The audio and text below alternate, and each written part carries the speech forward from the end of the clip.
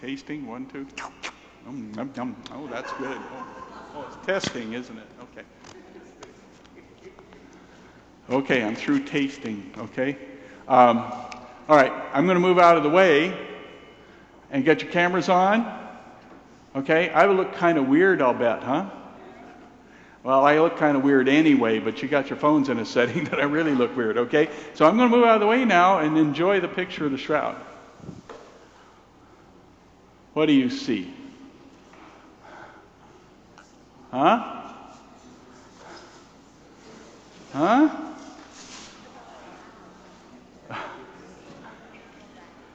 Okay, so we're going to be a few more minutes getting set up.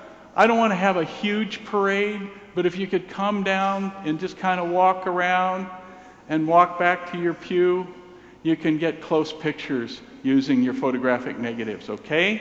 So those of you with cameras, go ahead.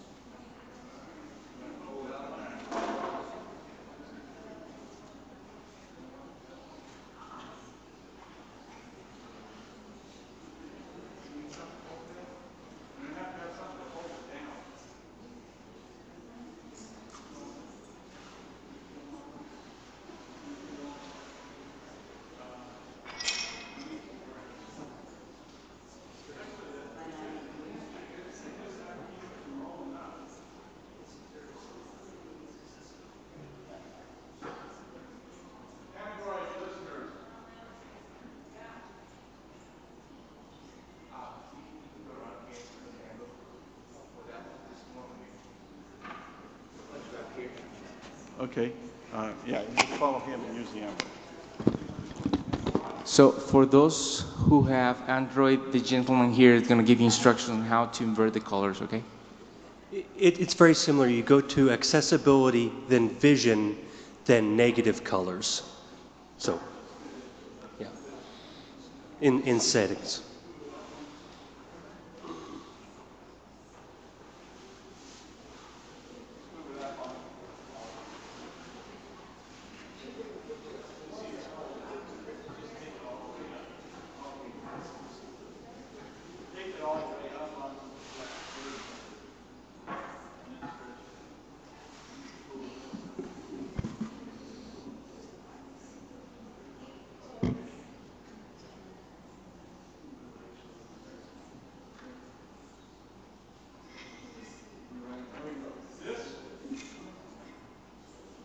This photograph was taken in 2002.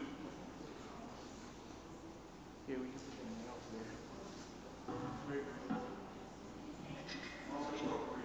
Yeah. These are wooden ones. They're not very heavy.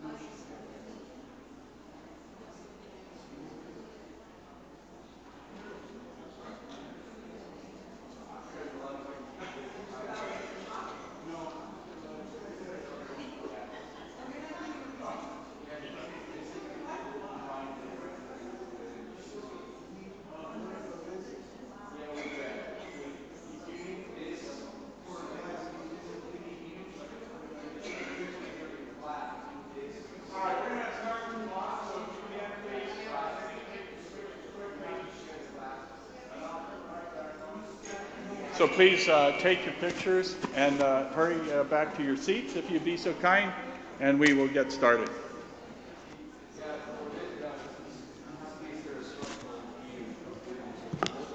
Yeah. Please move back to your seats when you can. There'll be more time after. We won't move it. It'll be here again tomorrow night too. Bring a friend. Bring 2 friends. Bring your family. Bring your family's friends. If you're friends with your family, be sure to bring them. You need the glasses to see in 3D, okay? Yeah. But now, That's correct. A picture will be just a picture. the picture is going to be a flat picture. If you want to see the 3D, you need the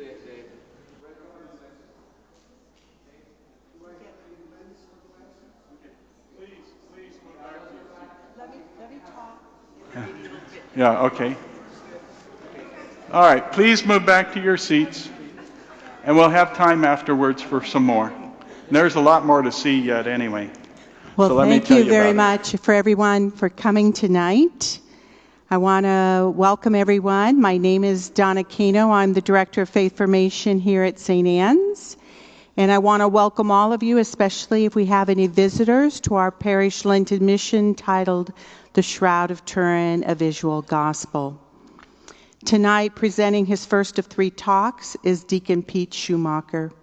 Deacon Pete served as a member of the Shroud of Turin Research Project, also known as STIRP. As the photographic and electronic imaging expert, he is the founder of the Shroud exhibit and museum in Alamogordo, New Mexico, and serves in the Diocese of Las Cruces. This first talk is titled The Shroud as the Evidence. Deacon Pete will be presenting a different talk each night, beginning at 7 p.m., hopefully. You are invited to remain tonight to pray the rosary after each talk. We are so blessed to have Deacon Pete and support his evangelization of the Shroud of Turin. This evening there will also be a free will offering to continue his ministry. Please give a warm welcome to Deacon Pete Schumacher.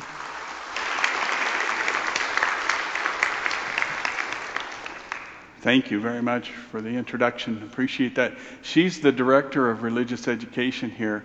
And I don't know if you know this, but anybody who teaches that many children has automatically into heaven, automatically sainthood. And I've already made a deal with her. If she gets there first, she's going to set up something so I can get in. And if I get in first, I'm going to tell St. Peter, hey, she's a DRE, come on, you know. Well, welcome to the Shroud exhibit and museum presentation. We're doing outreach from our little museum in Alamogordo, New Mexico. And that's, why is there a Shroud exhibit and museum in Alamogordo, New Mexico, huh? Well, there's a very good reason for that, and that is because God wants it there, okay? And when He wants something somewhere, it's going to be there. And I'm witness to that because I never wanted to start a museum. That was the furthest thing from my retirement plans you could possibly imagine. You know, I moved to Alamogordo in 2005, and I went there to retire. And I didn't know what God had in mind. But in 2008, I got a call from a guy named Barry Schwartz. How many of you have heard of Barry Schwartz? A few of you. Almost all of the pictures in all of the documentaries that you will ever see on television or in print, including the National Geographic from 1978, almost all of those pictures come from Barry Schwartz. Well, Barry called me up because he knew I had a thing called a VP8 image analyzer, and you're going to hear more about that later. And that's how I got involved in the Shroud clear back in 1976. I was actually involved in 1972, but that's another story, and we'll get to that before the 3 days are over. But Barry Schwartz called me up and he said, hey, I got a call from some people from the Discovery Channel, and they want to get some video footage off of a VP8 image analyzer for some documentary that they're doing. And this documentary, they want to shoot some of that VP8 footage. Do you have one yet? And I said, yeah, it's in the garage. And you got to remember, this is 3 years after my wife and I moved to Alamogordo. And so I said, send them down. So I was working on trying to move my last vestiges of a business I had in sales of scientific, industrial, and video products. And so I was looking for a little 10 by 10, 10 by 15 office, and I had been talking to a guy who lives there. His name is Dwight Harp. Dwight's a really neat guy, and he's just a wonderful deacon in the Episcopal Church now. He wasn't at the time. But I told him, hey, there's some guys coming down from the Discovery Channel. See, he was with the Small Business Development Corporation in Alamogordo. And so he was helping me find the little 10 by 10, 10 by 15 office space. And he said, what are those guys from the Discovery Channel coming down here for? I said, because they want to shoot some pictures off of a VP8 image analyzer about the Shroud of Turin. Have you ever heard of that? Yeah. Would you like to see what it does? Yeah.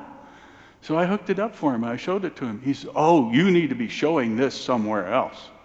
This can't be hidden in your garage. You need to be doing something with this.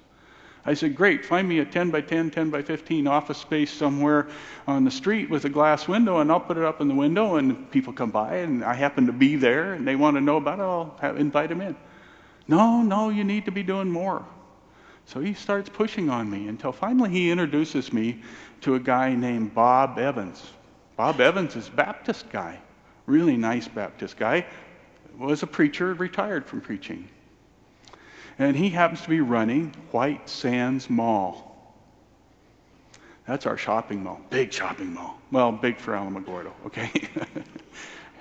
I think it'd fit in your parking lot, pretty sure, okay? But he says, you need to go meet him. I said, okay. So I go out. I'm thinking I'll put it in some window dressing in one of the vacant shops.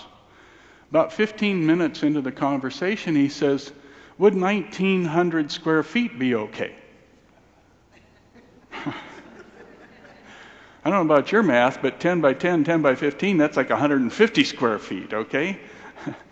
I said, I can't afford 1,900 square feet in a mall. He said, I didn't say anything about affording it. For 5.5 years, White Sands Mall donated 1,900 square feet of space, all the heat and all the lights and everything else and light maintenance for 5.5 years. I couldn't turn that down. Well, I thought I could, you see, because you have to have insurance to be in a mall. So I thought I had an out. So I said, well, I can't even afford the insurance to be here. And so I was in formation to become a deacon. I wasn't a deacon yet. And some people that knew me and knew the bishop said, we'll go talk to the bishop. I said, knock yourself out. The bishop said, we'll cover that. I kind of ran out of excuses, okay, Lord, I guess you got me boxed in, all right? And so the Shroud Exhibit and Museum began with 1,900 square feet in a mall in Alamogordo, New Mexico. There's another interesting point about that. At the time, I had 3 pieces of equipment and only small images. I didn't have anything like this. And I was going to put that in 1,900 square feet of space. That's kind of like putting a BB in a boxcar and then let's say, okay, everybody go find the BB, okay? So I went to home and Bob Evans, bless his heart, said, why don't you go home and pray about it? Okay, so I went home and prayed about it thinking that, okay, you're going to let me out of this, right? My wife said, let's get a picture, let's do it right. And we talked about it, we prayed about it, and we said, okay. So we called up Barry Schwartz, we got the best picture we could get, and it began. The journey began. So now we've been in a new place for the last 3 years, and it's downtown and it's donated as well. We are a total nonprofit, absolutely total nonprofit. All our volunteers, nobody is paid. Nobody on our board, nobody who works there, and they do work there. Nobody's paid. And we do outreach. We do it as often as we can because, Alamogordo is a small town and it's not exactly on Interstate 10, In fact, it's about an hour off of Interstate 10. About an hour and a half almost. So we do outreach not only because we can use the support, but we do outreach also because we know that the story about the shroud, the facts about the shroud, need to be known, need to be shared. And our mission statement is to make the Shroud of Turin an experience available to everyone. So that's why I'm here tonight, okay? So we have a slide presentation that we can go with. We'll start with the first slide, which tells us that we're in Gilbert, Arizona. That's so that I know where I'm going to go to when I drive to the motel tonight, okay? And that's where my wife's going to be, so I better show up, okay? So there is, in this exhibit, you're welcome to take photographs of anything that's here, just simply no commercial use. We're a nonprofit.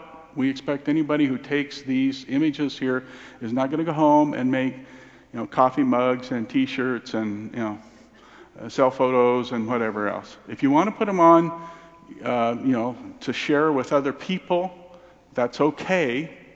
Just please, make it known that it's not for commercial use. Okay? What is the Shroud of Turin? It's a flax linen cloth. It's 14 feet long, 3.5 feet wide. It bears the full frontal and full dorsal image of a person who has been treated exactly as Jesus was, as we read in the accounts in the gospel. I was going to see if I've got something that I can do the... Does that turn on the little laser? No. Does this turn on the little laser? No. Let me get my little laser out so I can point to some things here as well as see them up there. But I changed some slides, so now we can go back on those. Excuse me just a minute.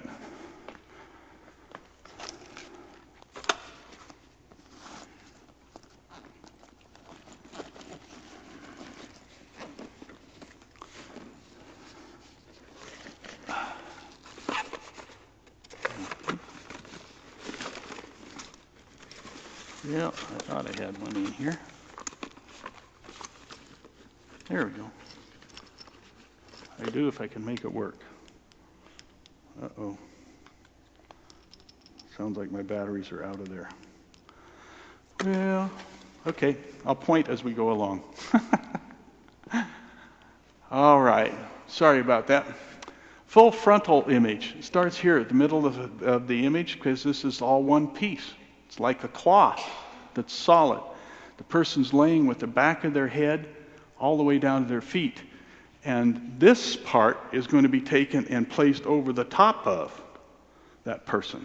And he's going to be inside. So we have, I don't know if you folks can even see what I'm doing. Can you? Okay. All right, well, it's up there too, but you can't see my hand. All right, so we have the top of the head here, all the way down across the chest, the arms, the hands, all the way down the legs to the feet, and a wound in the feet. Over here we have the back of the head, across the shoulders, all the way down the legs to the feet, and the wounds in the feet. This is anatomically, physically, medically, metabolically, chemically, in every possible way, a 100% accurate image and evidence of a person who has been tortured and crucified exactly as Jesus was, as we read in the accounts of the Bible. 100% accurate. What we have up here is the owl. That's a joke, okay? But we have people that come into the museum, they say, hey, did you see the owl? Yeah.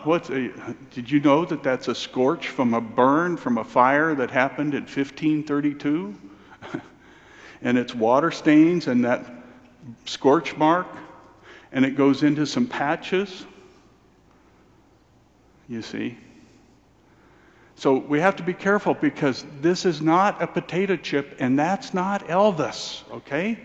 We're not going to just say, hey, we're seeing stuff here. No, it really is a 100% accurate image of a person. And it's 100% accurate evidence of a person as well. Okay, so we have those things that are the fire damage from a 1532 fire, and that's what those patches and that scorch marks are. And so it was folded to the middle, all along that edge, folded to the middle here, then folded over and over again. So these water stains, you can see them repeating along with the burn mark areas, except here it's a different burn type, and here is different and different because you're getting closer to the top, you see? So it was folded like a blanket, folded to the middle, folded to the middle, folded again over and over and over, put in a box called a reliquary, put in a church in Chambry in France, and the church caught fire. Piece of silver trim on that box melted, dropped onto one corner of that stack of folded cloth, and it burnt all the way through. We lost the image from the top of the shoulder to the midpoint of the elbow on both the right and the left sides. I said that right, by the way, right and the left sides. And when they unfolded the cloth after that fire, it was like you've been cutting out paper dolls or snowflakes or something, and the pattern repeats. Well, they had to sew on a backing cloth, and you can see a corner of the backing cloth. This is not a patch. This is actually the backing cloth, and you can see it up here, and you can see it in other places. There's holes in the shroud by these patches, which are on the surface. These are surface patches. Okay, and the cloth, that backing cloth, covers the entire back of the shroud. You can see the other end of it right down here where there's a piece of the shroud missing. So there's a piece of the shroud missing, but that backing cloth covers the entire back of the shroud. That was put on in 1534, and that's going to be very important later. So in our museum, we have a little bit different image. This is not research grade. This is a 1931 photograph taken by a guy named Henriet. He was a French Academy of Sciences photographer. He took the second round of photographs concerning the shroud. The first ones were taken by Secundo Pia. So that one up there that's on the displays on the wall, that's what we have in our museum. That is research grade. It's proper color temperature, it's proper backlighting, it is proper sizing, it is usable for study. Now, it's not as good as being in front of the real shroud, but it's as close as you can get to standing in front of the real shroud in 1978 as it is possible to do. And that is the picture that my wife and I purchased from Barry Schwartz to put into our museum. It took days to put that backlighting together so that it would be proper color temperature and uniform lighting so we could do research. And we do research there. People come from Panama, Central America, from France, and even from Italy, from Canada, from Mexico, from all over the United States to see our VP8 image analyzer and understand why that's important and to look at the image that we have in our museum. So this is the Shroud of Turin history that goes back to a thing called the Cloth of Edessa. So if we start on the left-hand side of our projections there, okay, we find the date 1578. Now 1578 is very important because that's how the Shroud of Turin gets to be known as the Shroud of Turin, because that's when it's moved to Turin, Italy, 1578. Before that, it's in Lorraine and in Chambry in France. And we hear about it being almost destroyed by a fire in 1532 in Chambry in France. So that is the source of those patches and the scorch marks that cover the top and bottom lines that go across all the way across the shroud. In 1340, it was being shown all the time from 1340 to the time that it's moved to Turin, Italy. It was known as the burial cloth of Jesus. That's what it was referred to. That's how it was presented, the burial cloth of Jesus. It's in the possession of a guy named Geoffrey de Charny. Geoffrey de Charny, his earlier ancestor, one of his shirt-tail ancestors from back in 1204, was a guy named Sir Geoffrey de Charny. He was one of the knights of the Fourth Crusade who went to Constantinople, which is very important to note, is also known as Istanbul, Turkey nowadays, okay? And so it was in Turkey. It was known as the cloth of Edessa. It was known as the burial cloth of Jesus. And it was also known as the Mandylion. And so when we trace the history and we keep going back in time, we go from 1204 to 1192. Now, I think I have a slide of that. Let's see if we do. Yeah. This is an image that is from a Hungarian prayer manuscript. It's called the Pray manuscript because a guy named Pray found it. We know the date of this for sure, and it's 1192. In this image, you see the arms are not missing from the top of the shoulder to the midpoint of the elbow because that predates the fire of 1532. So this is 1192 AD. He has the hands crossed exactly as they're crossed on the shroud with no thumbs showing. That's very important because there's no thumbs showing in the shroud image. Quickly, the reason for that is if you put the nail here at the very base of the palm, and you can feel on the back of your wrist if you want to, you'll find a little dimple. Move your wrist around. Right there in that junction, you're going to find a little dimple there. If you put the nail in here and it comes out there, you're going to be fixed to whatever you're nailed to. You're not going to get free from that. If you put the nail up here in the middle of the palm, it's not going to support the weight of the body.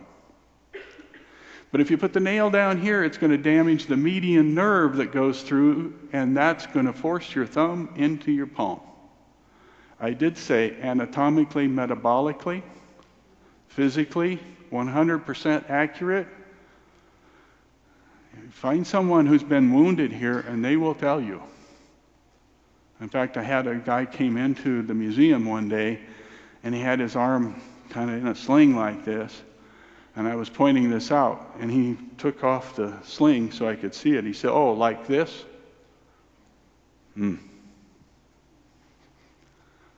100% accurate. So 1192, wow, that's a long time ago. It's actually predating the carbon dating of 1988, which said the shroud is a fake. Ha ha ha, throw it away, it's no good. They were so wrong, and we're going to show you why. Up here, I think maybe reach this one. Down here in the bottom, in the middle, you see some jagged lines, wavy lines. That's the weave of this cloth. Thank you. Thank you, thank you, thank you. Where did I have that? Is this yours? This that's yours. This is my, oh, you fixed it. Oh, good. Hey, all right, you're good. Okay, so there we are. Woohoo, look at that. Don't let your cats loose, they'll go crazy, okay? So down here on the bottom, those jaggy lines, that's the weave of this cloth. That's the pattern of the weave of the Shroud of Turin. It's a 3/1 twill weave schematic diagram. If you're going to weave this cloth, that's a drawing of how you would do the threads. In there, there's a series of holes, 1, 2, 3, 4, in the shape of a 7 or an L. Come back over here. I was supposed to walk today. I'm going to get it done.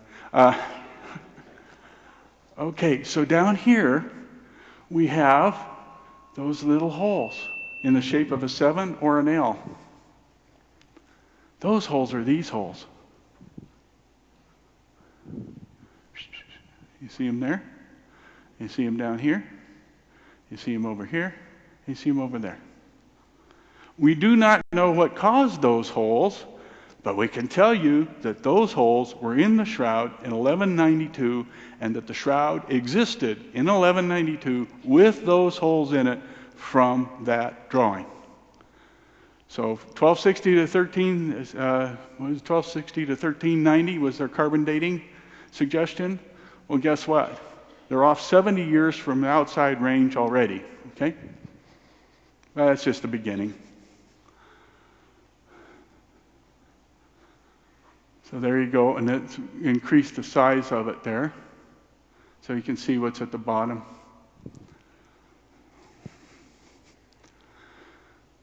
We go back a little further. We go all the way back to 525 AD. This is an image called Christo Pantocrator. Christ, King of the universe, or King of the world, King of creation. This face on this image comes from the shroud. And if you do a digital comparison between that image, which is an artwork, obviously, and the shroud image, which is obviously not an artwork, the source for the artwork is the image on the shroud. There are over 120 points of congruence between those two faces. So in 525 AD, somebody was looking at this face and making that image called Christo Pantocrator. I do have a question though, and this puzzled us for a long time. The artist is so good, why can't he do hands any better than that? I mean, I'm an engineer, I can draw hands better than that. I'm not even an artist,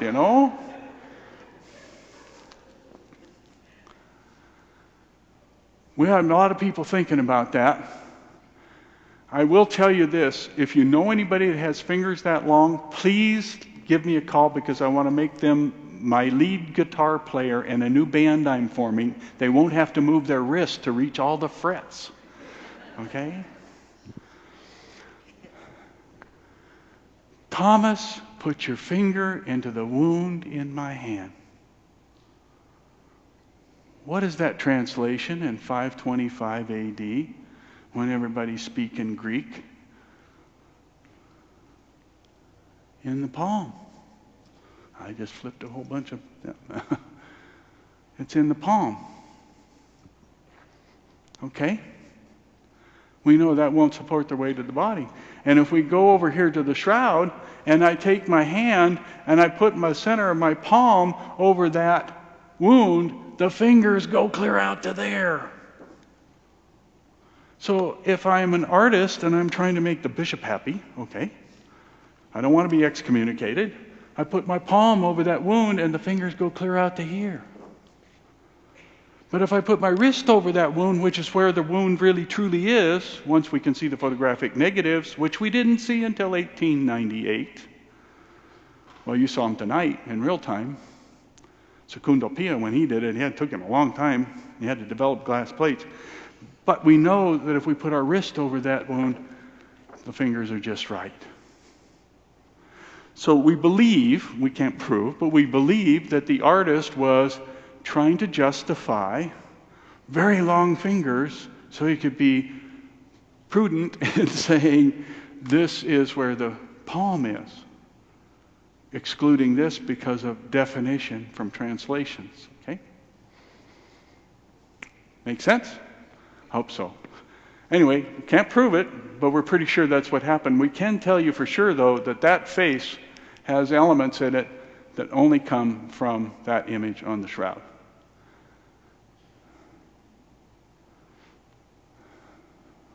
That's how we prove it.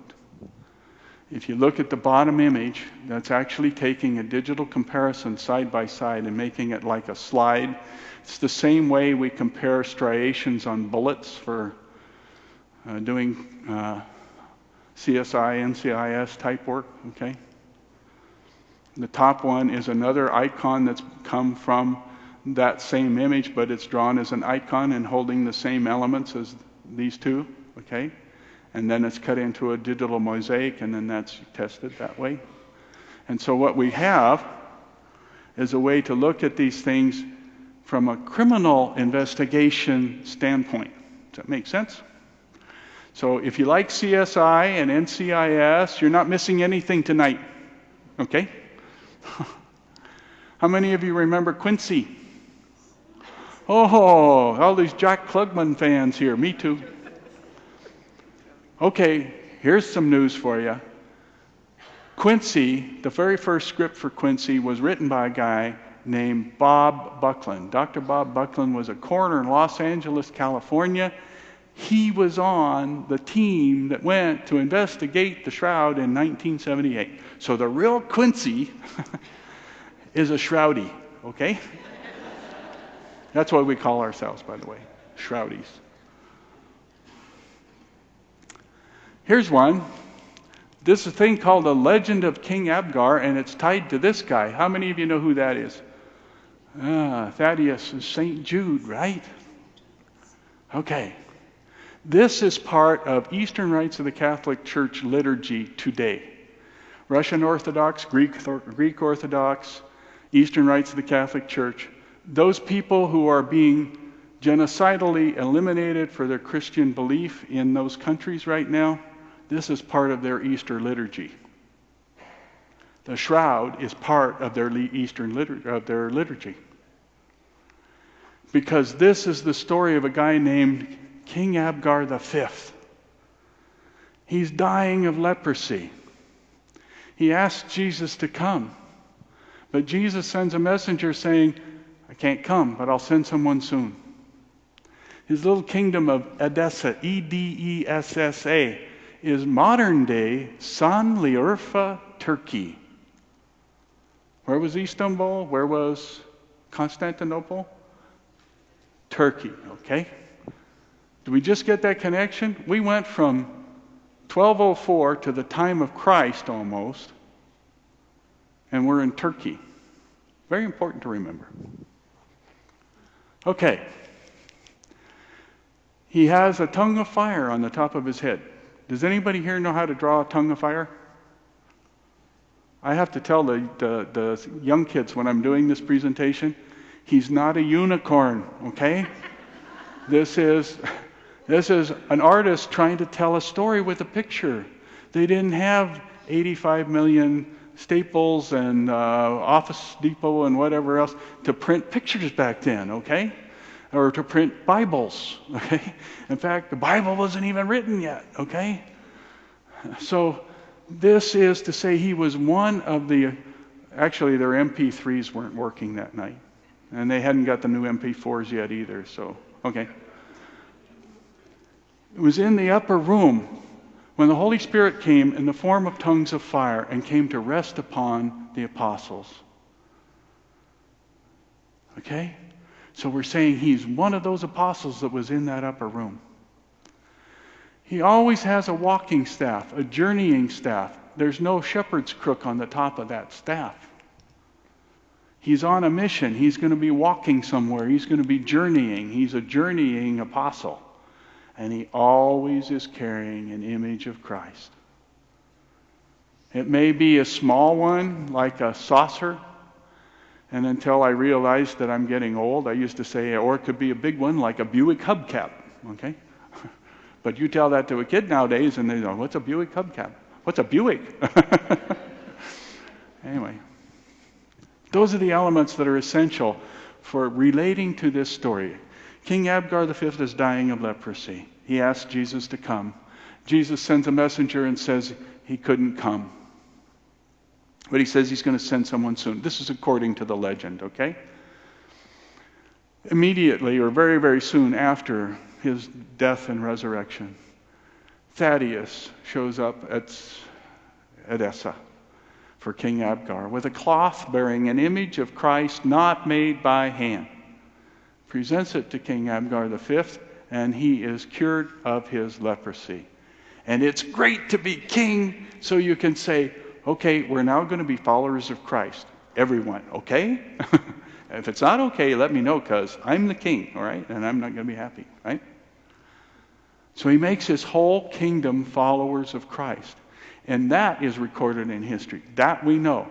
That Edessa is the first follower of Christ's kingdom ever to be so stated by the king, King Abgar V. However, about 20, 25, 30 years later, one of his next relatives down the line takes over the kingdom, and he reverts everything to paganism. So the cloth goes into hiding, and we don't have a lot of information about the cloth from 525 AD back to the time of Christ for that reason, but we have lots of Shroudies who are historians and archaeologists, and they are studying this. And right now, at the last session that I was at in St. Louis, Missouri, it seemed to be that the argument was, did the shroud go directly from Jerusalem to Edessa, or did it go from Edessa, or did it go from Jerusalem through Antioch and then to Edessa? Now, I'm an engineer, okay? To me, it's real simple. Thanks, guys. You just told me that you're arguing over who had it and what route it took. You're not arguing whether or not it's real, or whether it's the same thing we're talking about when we talk about the shroud today as the Shroud of Turin. How about that, sports fans? Okay, the next, by the way, international conference on the Shroud of Turin, if you'd like to go, will be in Pasco, Washington this summer. You can find it on the internet, and we'll have a link to it on our site and Barry's site and a whole bunch of other sites. So if you're interested in learning really in depth about the Shroud, or want to become a student of the Shroud, or a studier of the Shroud, or an investigator about the Shroud, it might be good for you to go there. Okay, there'll be a lot of people there. It'll be the first one held since the one in St. Louis, I believe. There was an international one that was done in Italy. I take that back. So there's been a few others. 1898, Secondo Pia takes the very first photograph of the shroud, and he finds out what you just found out on your iPhones. That if you make a negative, the entire shroud, front and back, head to foot, comes out extremely clearly. It's not a fuzzy picture. It's a very high resolution picture. It has detail down to about 15 microns. So when you take your cell phones and you come up and make your negative and you keep walking up to this photograph, you're going to find more and more and more and more detail. It's going to amaze you, okay? Because what looks like a fuzzy picture here is hardly anything but fuzzy. I mean, it's not fuzzy at all. Well, he didn't see that until he took those pictures in 1898. Now, you can imagine what happens when you're a photographer in 1898. It's, just kind of new stuff, and he got this big, nice bellows camera, and he goes over and he pulls the lens cap off, and he's focused onto this glass plate that's at the other end of the bellows. And he takes that over to where he's going to develop the film, or the glass plate, and he puts it in the chemicals. The first time he doesn't get anything. So he goes back and he tries a different exposure. And what was the shutter setting? It's down there with a stopwatch, okay? So it's kind of crude, okay? So he's doing that, and he figures that might be okay. Takes his glass plates, puts them in an envelope, goes back across to where he's going to do his developing, dumps it in chemicals. He's done doing the chemical development. He holds it up, and he sees what's on the right side up there. For the very first time anybody ever saw the shroud that way. That was just 100 years ago, just a little over 100 years ago. My mother-in-law can almost remember that. Seriously, she's 102. I'll be 103 this summer.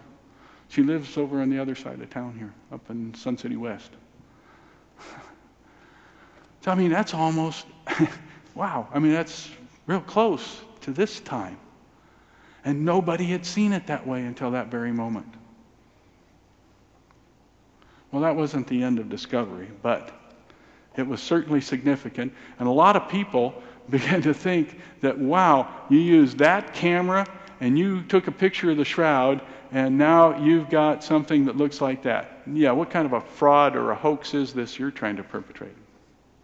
A lot of people thought that. By the way, that guy is standing there, that's Barry Schwartz in 1978. He's got gray hair now. He doesn't have the beard anymore. And that is his super good camera that he used at Los Alamos National Laboratories for snapping pictures. Now you can put that in your cell phone and not even know it's there. I mean, you got way more resolution than that camera had, okay? So what do we see on this? Where is this evidence? First of all, the blood is real blood, but let's talk about this. Those wounds that you see there on the back, they have a little ball of metal, and then there's a short shaft, and then there's another ball of metal. Okay? And that's from a Roman flagrum. And that is the only instrument of torture that will cause that pattern of wounding.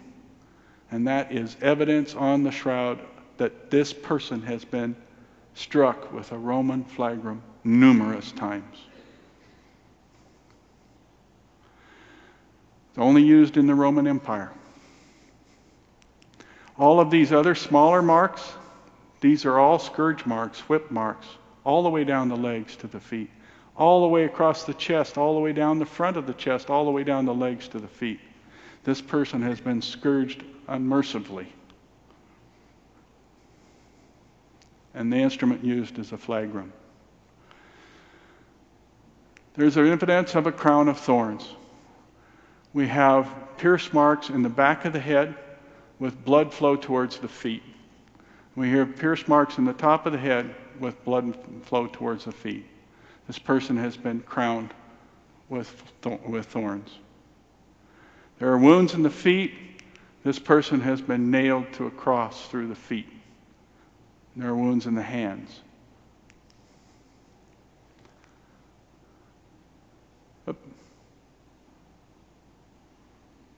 Where am I at here? Oh, okay.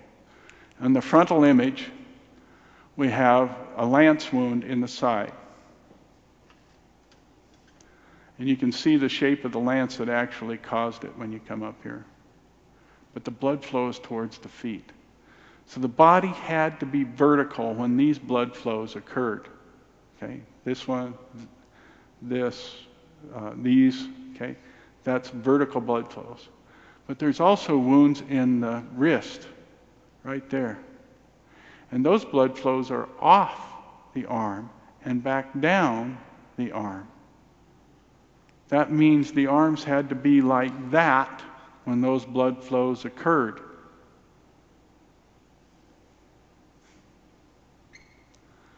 When you're studying the shroud, if you're not Quincy and you're not one of those coroners, it can be very disturbing to you. And it did get to me. After several years of studying the shroud, I was introduced to the shroud in 1976. We'll get into that in a minute. But the bottom line is, I got to looking at the detail and understanding the detail of this evidence. The evidence of what this person has been through anatomically, physically, medically, chemically, metabolically.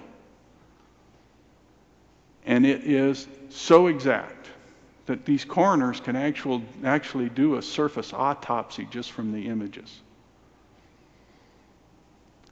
And I was starting to get down, because that can be really depressing.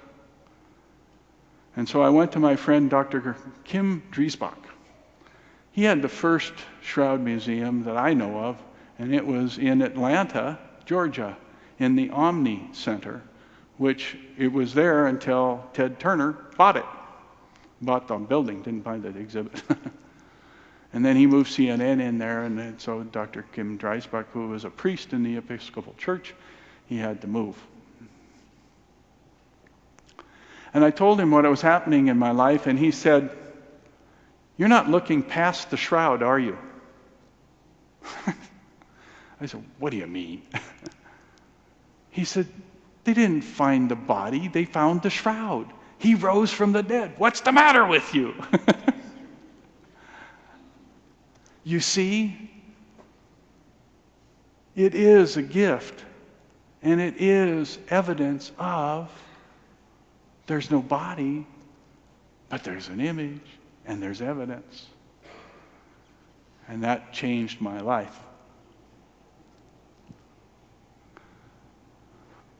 So, in 1976, a guy named Captain John Jackson, a physicist at the Air Force Academy, and a guy named Bill Modern, who had a lab in Sandia in Albuquerque, New Mexico, got together because John got sent temporary duty to Kirtland Air Force Base. While he's there, he meets Bill Modern.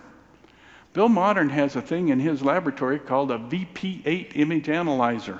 It was used for studying weather photographs and satellite photographs and all kinds of other things, inspecting materials, looking at x-rays, all kinds of image processing things. It was an image analyzer, and you put everything into this through a video camera.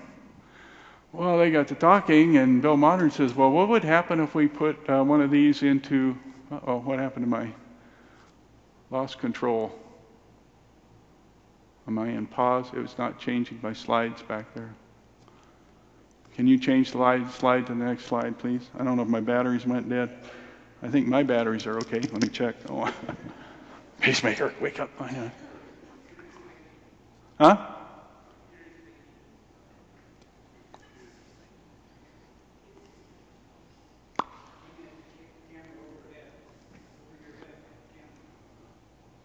Yes, Lord. Oh, who's talking to me? Oh, there we go.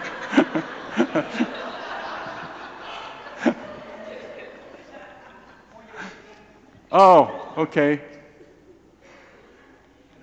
I don't know. I might have pushed the wrong thing, or the battery's going dead. I don't know what's going on.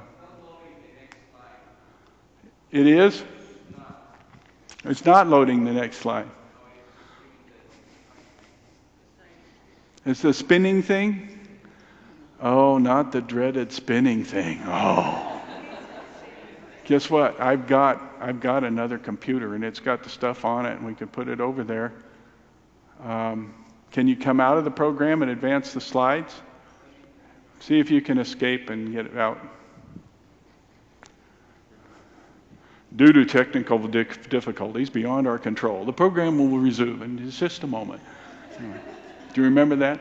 And then the little thing come on, and dee, and you wake up, and you say, oh, I left the TV on. Don't get that anymore. My goodness.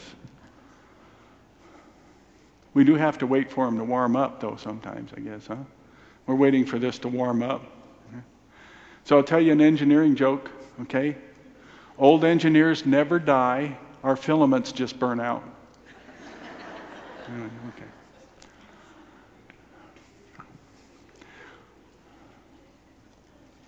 While they're doing that, why don't we just stand up and take a little break if you want to.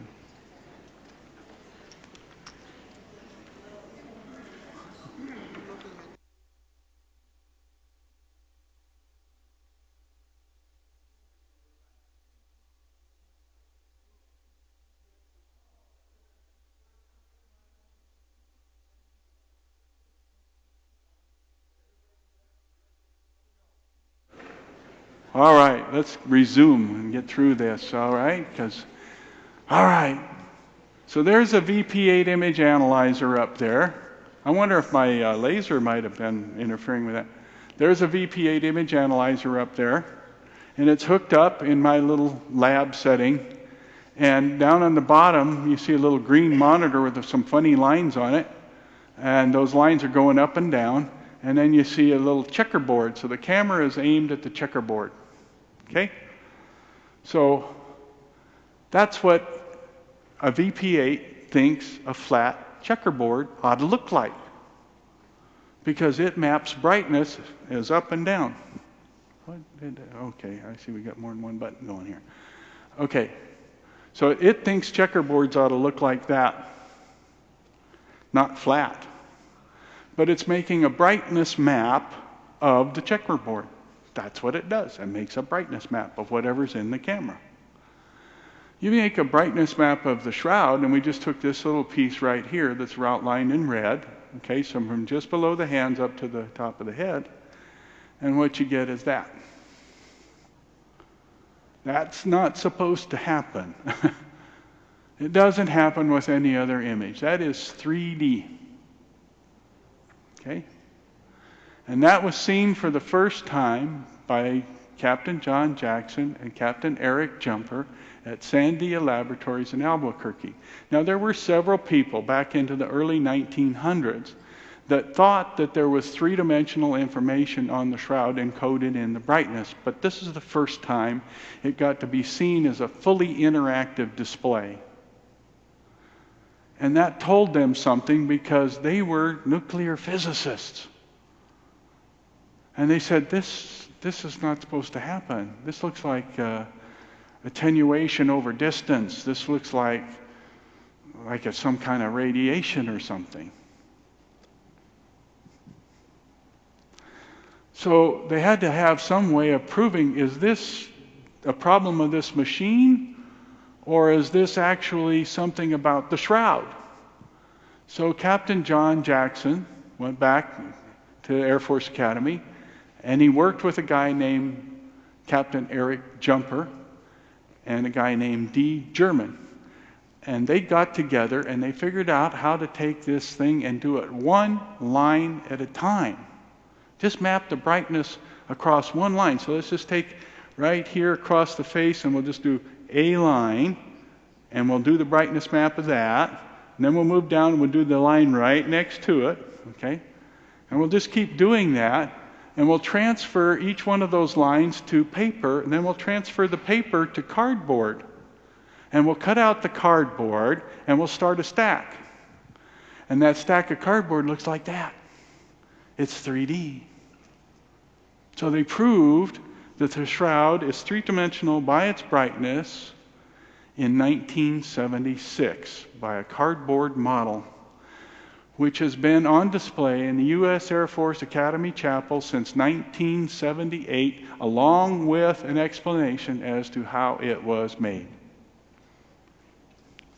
If you go to Colorado Springs, don't miss that one.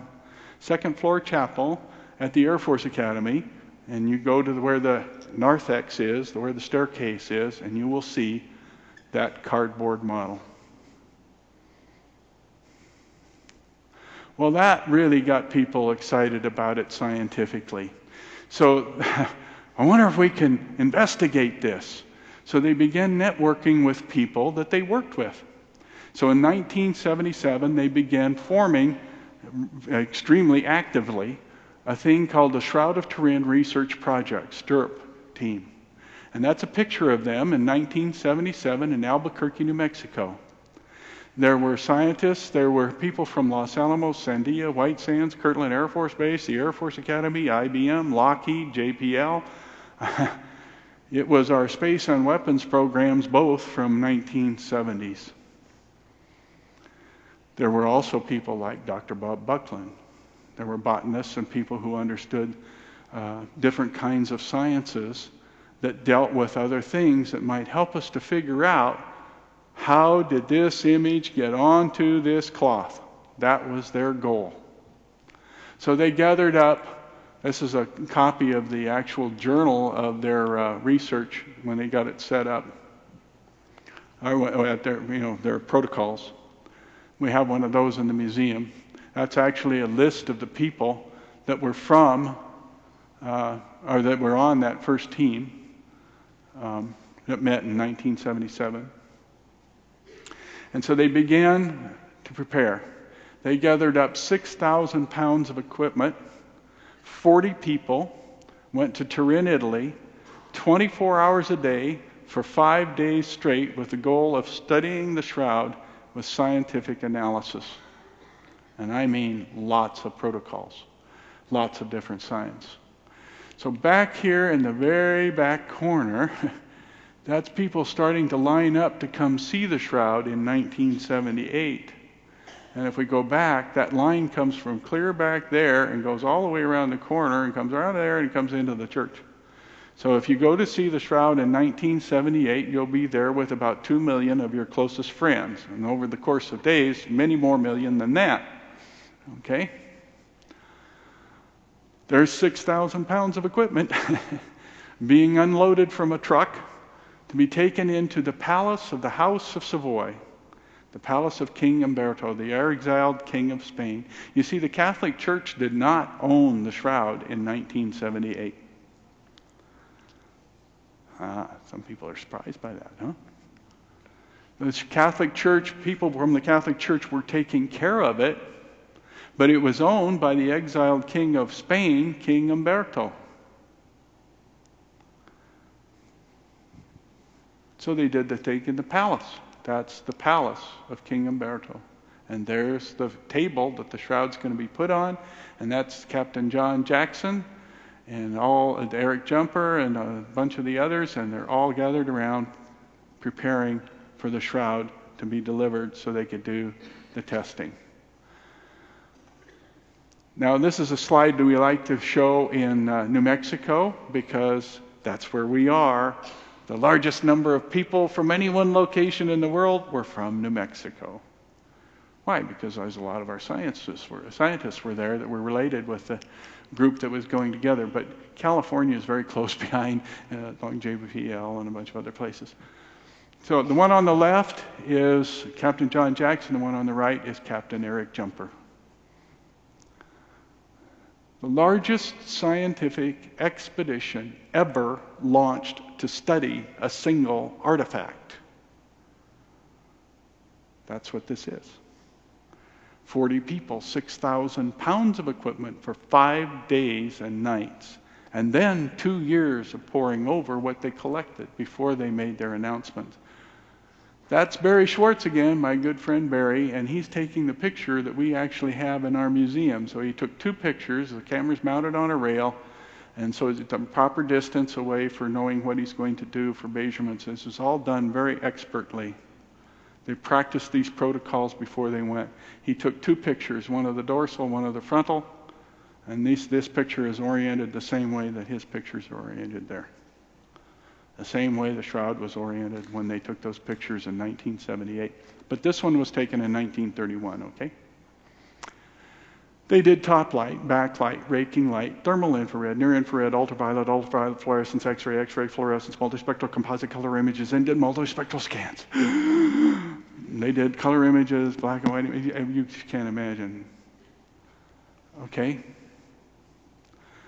These were brilliant people. And every one of those photographs that were in different parts of the light spectrum were done for a purpose to try to determine chemically what are we looking at, physically what are we looking at.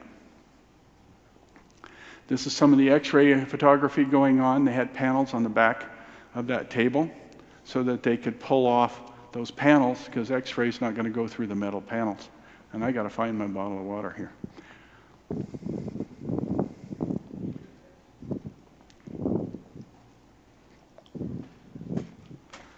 Pardon me.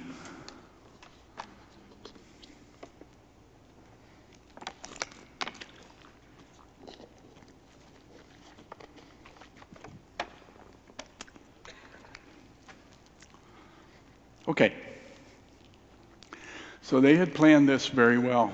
Teflon coated magnets to hold on the cloth to the table that they had, stainless steel here and there, gold fabric, kind of a fabric that would not contaminate the material of the shroud like we use in satellites and stuff like that. Brilliant people. Some of the X-ray images there. This is Ray Rogers. He's very important. You're going to hear more about him as we go along the next couple of days. But Ray was one of the scientists who proved in 2005 that the date of the Shroud of Turin cannot be possibly any newer than 750 AD. And he was a chemist at Los Alamos National Laboratories, and he did intense study. And his investigations also led to the conclusion that there's contamination in that area, cotton resin dye and gum mixed in with the cellulose or the flax linen fibers. There's no gum, there's no dye, and there's no cotton anywhere else on the shroud except from where they took that sample for testing. Do you think we know this? That's some of the photomicrography going on. Microscopy, dual,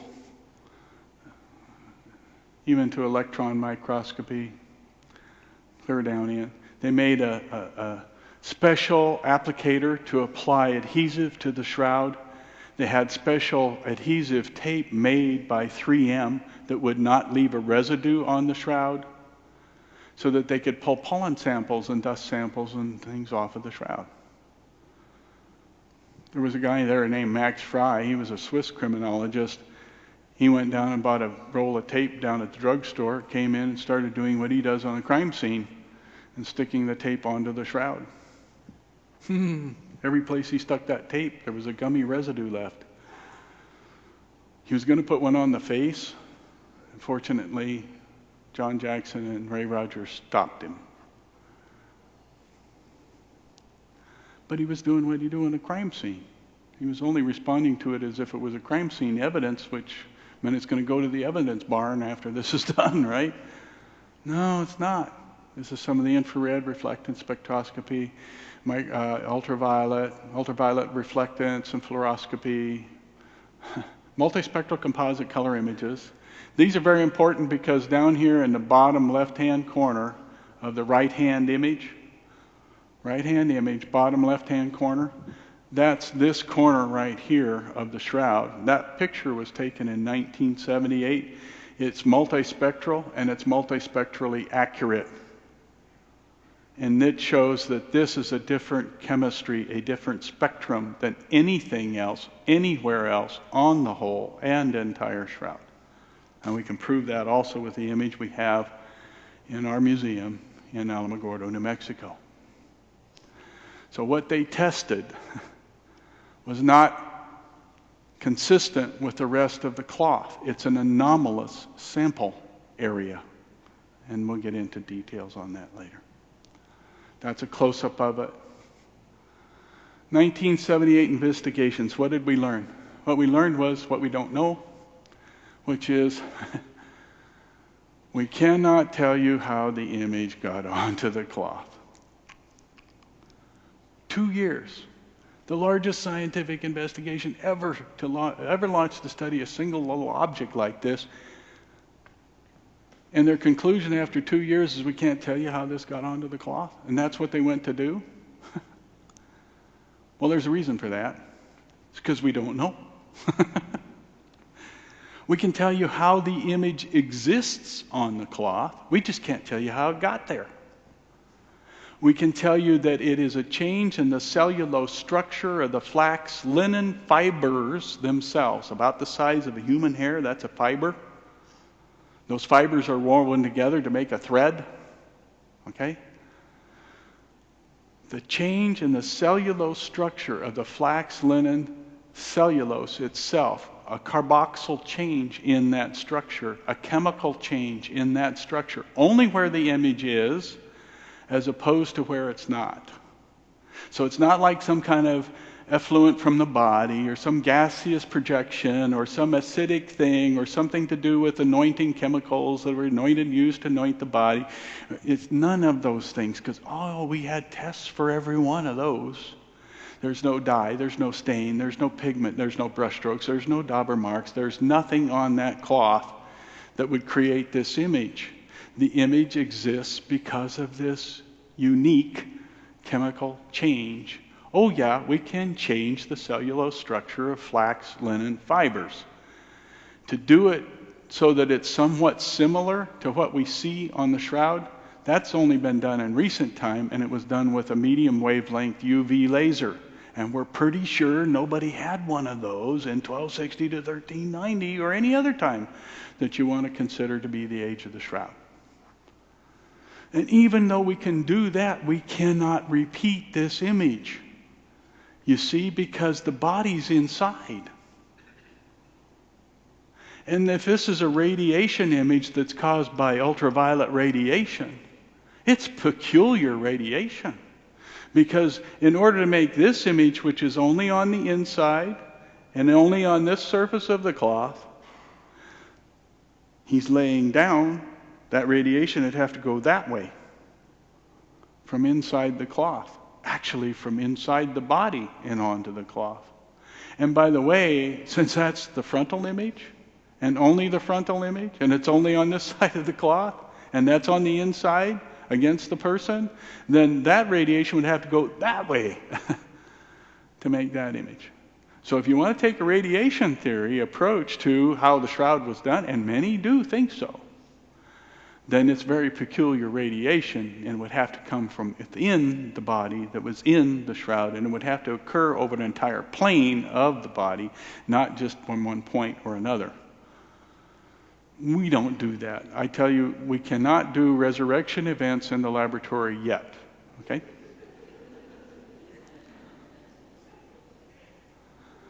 So there's theories about alpha particle, beta particle, one of them even that basically it goes, and my understanding is I'm not a physicist, okay? That the body went to a singularity. That means it went to like a black hole. It just gone entirely, and it happened in an instant. And when that instant happened, there was a tremendous amount of energy for a very, very brief period of time, and basically the cloth went through the body, or if you want to think that way, okay? But it was like if we shot an arrow or a bullet through a balloon, okay? The bullet enters the balloon. The balloon doesn't just go from the top down because the pressure is on both sides of the balloon if the balloon is suspended. So when it goes through, it goes like that. In other words, both move. And that's kind of what he's trying to explain to me, and my filaments are getting weak, okay? I'm an old engineer, all right? So if you want to look at different ideas of how this cloth might have this image on it, there are a lot of things that are theory. There's nothing that can be proven at this point. Well, I think we'll save some things for tomorrow night. There's a lot more. This is actually a press conference that was held in 1980, right after the news was released concerning the first research. There's a National Geographic magazine that has all this information in it. We have a copy here on display. The thing I like is that the lead picture in the article is the cardboard model face that's from the Shroud that they did in Colorado Springs. Okay? And then there's things about the current history, research that we're doing, how we got Barry Schwartz to come down on our centennial, what we have in our museum, some of the studies that we're doing now, and more importantly, this is going to have some things from Dr. Petrus Soons. You get anything different about that picture? Thank you, Dr. Petrus Soons. Nobody saw the Shroud that way until 2009.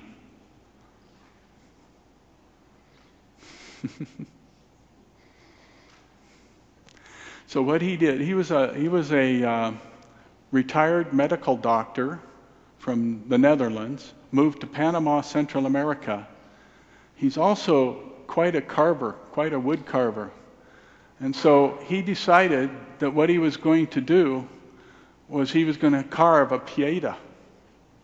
And we have one over there. Okay? And he's an excellent carver. He's going to buy a big pieta and he's going to carve it. This is him in front of something he's got down in Panama, Central America. Those are actually holograms that he's generated from the Shroud. So anyway, he was looking for a face. He wanted to have as accurate looking face as he possibly could to put on this pieta that he's going to carve. And so he looks up Face of Jesus, and he got about 50 million hits about the Shroud of Turin, okay? And so then he's figuring out, how can I get three-dimensional information that I can work with? So he reads about this crazy guy that lives in Alamogordo, New Mexico, that has a VP8 image analyzer. And so he comes all the way from Panama, Central America, and we work together, and he actually does research on the Shroud. He's been up there 3 times, and he hopefully will be up there again soon. But we actually did a paper in St. Louis at an international Shroud conference together here just a few years ago. A wonderful, wonderful man, brilliant doctor, brilliant thinker. He'd done work with sonograms and things where he, MRIs and all that stuff, and he said, well, if we can do that, we ought to be able to do something with this. I mean, we got a map already. So he worked with some people to get that done. And John Jackson's been there, and Barry Schwartz has been there, and that's our little museum in Alamogordo. Why do you think we have the shroud? Look at all this evidence.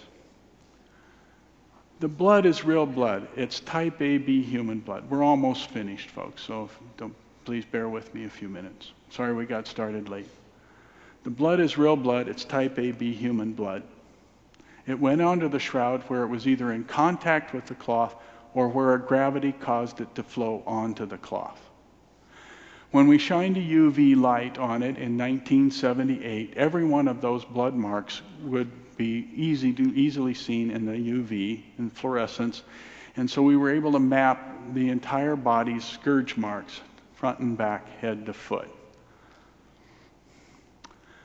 Around the blood stain for the heart and all of the other blood stains around the top of the head, there's a clear serum that has been exuded with the blood. And you can't see it when you look at the shroud, but when you shine a UV light on it, it showed up, okay? So the blood showed up, and this other chemical is called bilirubin.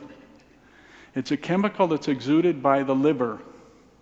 So when a person's been under torture and torment for a long period of time, as Jesus was, the red blood cells start breaking down inside the body. When that happens, the liver reacts by exuding bilirubin. When that happens, the red blood cells are breaking down. The evidence is from the bilirubin, which you don't see till UV light shined on it until in 1978. The blood will stay the same color. It won't oxidize as normal red blood cells would oxidize. So they're not going to turn black or brown, dark brown, which is what would happen if I accidentally cut myself and we used my handkerchief or something, okay? This blood's not going to change color. Anatomically, physically, medically, metabolically, chemically, in every possible way. 100% accurate evidence and image. We can't just think about the shroud as just an image anymore, because it's much more than that. We find out that it's 3D. We find out that it's chemically right. In the pollen tests that were done in 1973 and subsequent pollen tests, they have found evidence of a large number of pollens from all over Turkey. Great preponderance. How long was it in Turkey? 1204 back to almost the time of Christ. How do we know? We know from evidence. We're pretty sure that if this was a fraud, that the guy who didn't have a vacuum cleaner and go all over Turkey and pick up just the right pollens, which he could not have seen or identified, and put them all over the shroud so it looked like a nice distribution and say, we just fooled them, they're going to think this shroud's been in Turkey for hundreds of years. It's never been in Turkey since 1260 to 1390. It left Turkey in 1204. Evidence. Evidence. Evidence. This person was alive and for sure is dead now in this image. We know that chemically by studying the blood flows and the blood patterns, and coroners can tell you this stuff much better than I can. But I can tell you this. Some people say that, oh, this was Jesus and he never felt any pain because he was only divine. I'm sorry, if you put a nail through here and it makes your thumb do that, you felt it because your nerve responded. Your liver exuded a chemical called bilirubin. You are human. The question that we need to be looking at is not how did this image get on the cloth? Why did he leave this image for us? That might be a better question, huh? I have a very good evangelical friend and I love him to pieces. And he says, this is the price that was paid. And without it, how do we know? We go out here and we walk down the street, we go up and down Lindsay Boulevard or whatever, and guess what? We don't see people hanging there on a cross. Thanks be to God. with their families and their friends, standing there mourning them as they're being debased to the lowest possible level of humanity by an oppressive government. Thanks be to God we don't see that. But when we read the gospel, what does it say? And he was crucified. Well, where's your reference? Where's your point of reference for that? This is an accurate point of reference for what happened to Jesus. This person has been beaten, scourged, crowned with thorns, and crucified. That's against Roman law. Roman law suggested that if you're going to do this to somebody, okay, that's the ultimate debasement. You do something against our God, who is Caesar, and we're going to do this to you. How you like that? Oh, suppression of religion, anybody? You recognize that? You believe in my God. You believe in this government, or you get this. Got real frustrated here last week. There was an article in the paper, Taos, New Mexico, there's a Vietnam memorial. In that Vietnam memorial, there's a cross, one cross in there. And an outfit out in Wisconsin wants to get it removed because they want freedom from religion.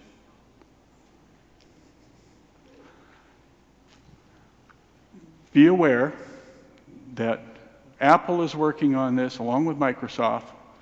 We're going to have to eliminate all the T's in the alphabet, okay? Capital T's, lowercase t's, they're all going to have to be gone because this person who doesn't understand what I believe and really doesn't understand what that symbol means, he's got to know what a T is at least, huh? How do we know that was Jesus' cross? You see, Jesus came and he did one thing for all of us. He voluntarily went to the cross that was given to him and he turned it 180 degrees. From a symbol of oppression and evil and torment and torture and oppression beyond our understanding. Well, maybe some places in the world they can understand it. But beyond our understanding, he turned that one cross, just that one, into the altar of our salvation. He set us free. He set us free from all of that by his one act. You know, okay, I don't know what religion everybody is in this group here. Okay, my religion is Catholic. And I'll tell you one thing that I'm very happy about. In the Catholic Church, we have a thing called a corpus on the cross. We call it a crucifix. And the reason we have that is because we don't want to forget that it was just one cross and one person who changed that whole situation 180 degrees from a sign of evil and torment and torture and oppression and all those terrible things into one of charity and love and forgiveness and mercy and gift of love. A gift to you, a gift to me if we're willing to accept it.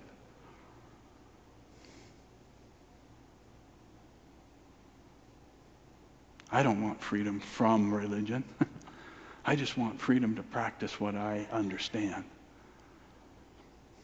And I understand from faith. And so does that guy who's doing the opposite thing. He believes, he thinks, he knows.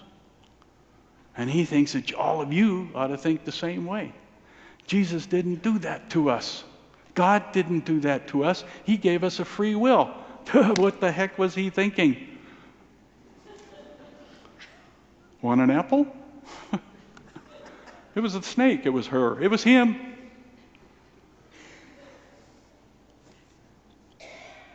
He gave us a free will because without a free will, we cannot give of ourselves. We cannot choose freely. And in order to love or be loved, you have to be able to choose.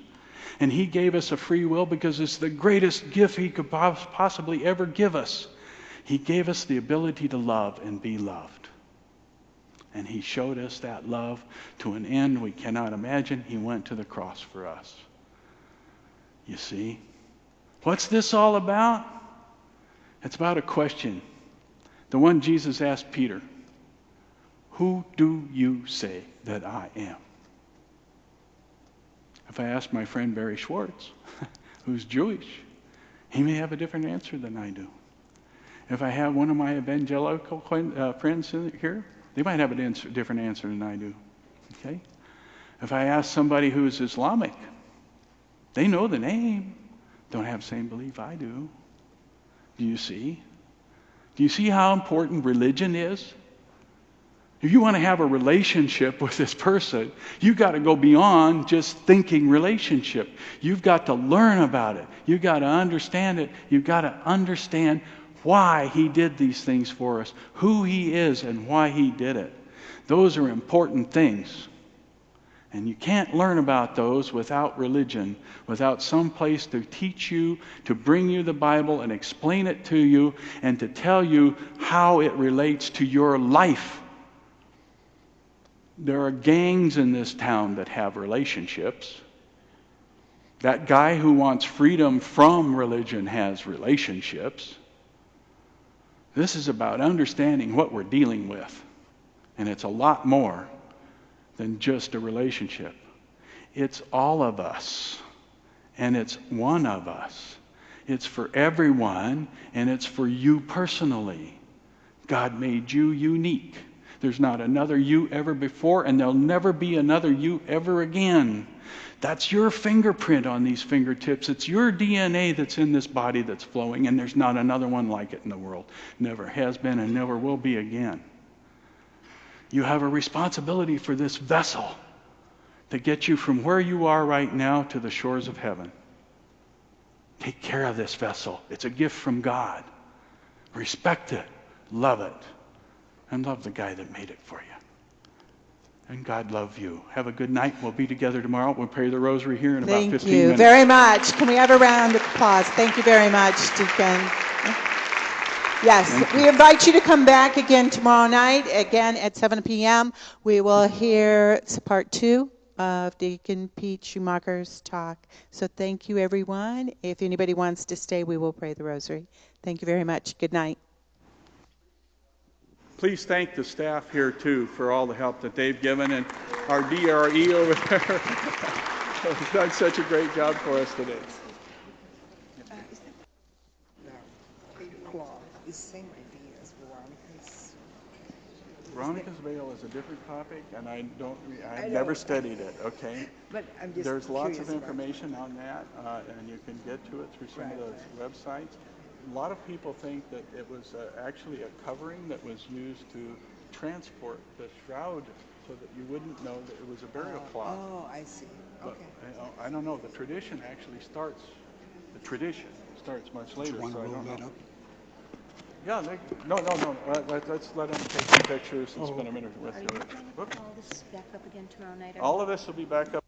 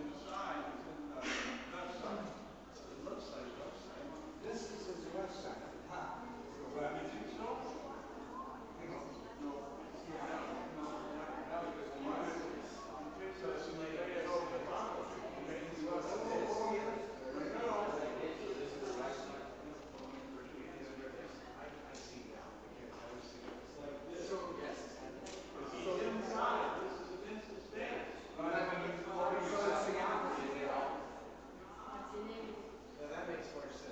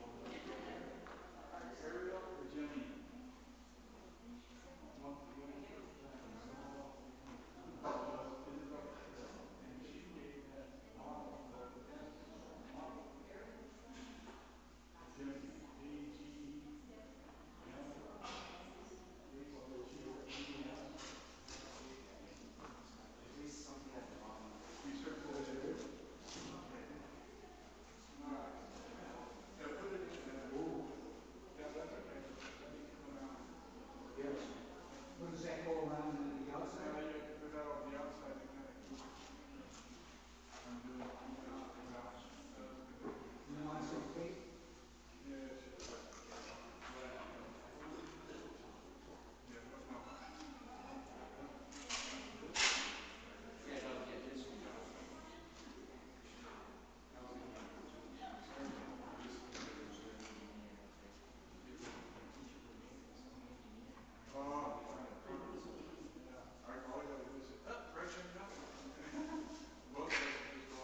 Do you know how to do an engineering high five?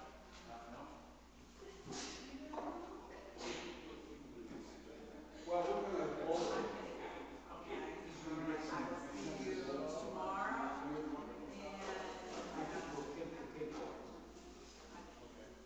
Peter, we're going to take the tape off of those. He's going to get some bolts.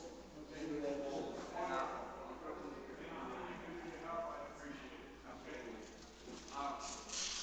So we are not going to display this. I'm sorry. We're not going to display this back here.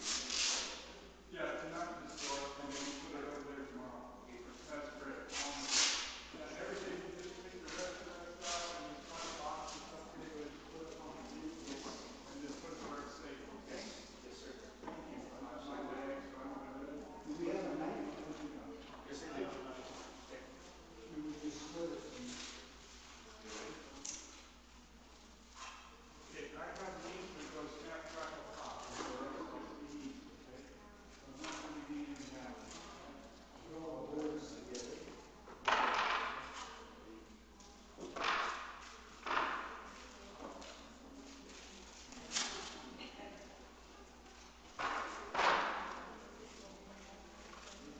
So as we get, we're not gonna do this, I know every night looks we get, but this is, because we're gonna miss it, because I wanna take this in chronological order of Jesus' life. I'll start with the one that was broken, and I want to start with the story when he started. Did we not hear that he had learned? Did we not hear that he was crucified? He was dead. Did we not hear the truth of Jesus with his flesh and the action of comfort and blood, everything was going on with him was like human metabolism. So it started with that, that this divine person came to us, but we were not invaded.